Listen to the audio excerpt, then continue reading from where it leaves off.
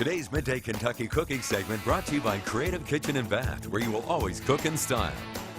Welcome back to Midday Kentucky. I'm Chef Allison Davis here in the Wild Time Kitchen over in Chinaway, and I am making a low-carb meal that I think you're going to love. It is a cabbage stuffed burrito. So I'm making kind of a burrito mixture with ground beef, taco seasoning, all the good stuff. And then we're taking our cabbage leaves, and I've got them soaking a little hot water here, where we're going to soften those up so they're going to be nice and pliable and easy to kind of work and make those burrito shells. So we're just going to kind of let those keep working and softening up in the water.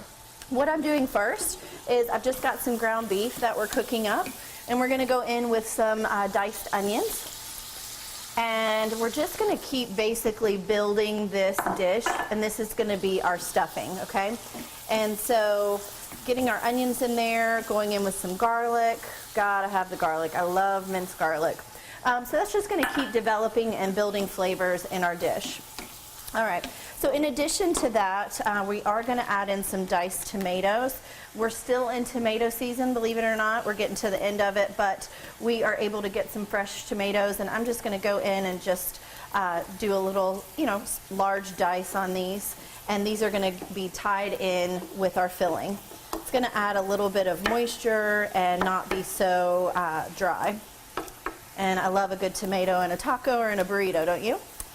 All right, in addition to this, we are going to add some cheese, and that cheese is also going to serve kind of as like our glue that really, when it melts in with the beef, it's going to help kind of hold all of that together.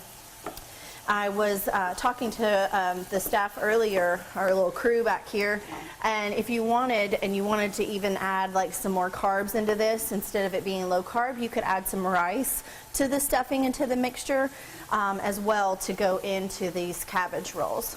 All right, so I've got our tomatoes, but before I add that, I'm going to season up our mixture with some taco seasoning. And this is just an easy, kind of convenient, just convenience factor. If you have all these ingredients, you could certainly make your own taco mix, but we've got some chili pepper, some cumin, some paprika, red pepper, onion, salt, and garlic. So we've got a little bit more of that going in. All right, so that's just going to season up that beef and really give us that good taco flavor. And then we are going to start shredding up our cheese. I've got a mixture here. This is just a Mexican blend. If you wanted, you could just use this. Again, if you're in a hurry and you needed to just grab a bag of shredded cheese and go. But again, if you know me, or if you've seen any of my recipes on Midday, you know I love some spice. So I'm going to go in with a pepper jack cheese here, and we're going to add a little bit of that as well. All right, so I'm just shredding that up. Another thing I do like to do, and I don't talk about this very often, but I like using block cheese, because a lot of times in the bag, your cheese that is already shredded has added anti-melting agents or kind of caking agents to them. So it's sometimes good to just get the shredded or the block cheese and shred yourself, and that cheese is going to melt a little bit better for you. All right, so our ground beef mixture is all ready to go here for our filling. Put that to the side. We're going to stir that in, and then we're going to add our tomatoes. And you can start to see this is a perfect little taco mix coming together.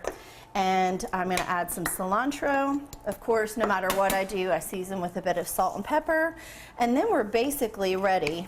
And I'm going to let this cool just a minute, grab some gloves, and pull these little lettuce leaves out and show you not lettuce leaves, cabbage leaves. Pull these cabbage leaves out and kind of show you what we're working with. Okay, you can see how they're a little bit more pliable now.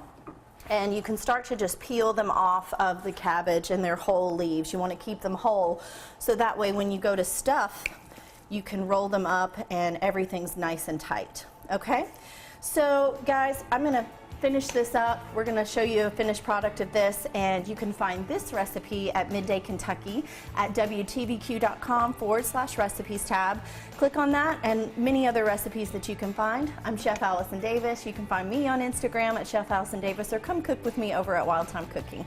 Thanks again. We'll be right back after this short break.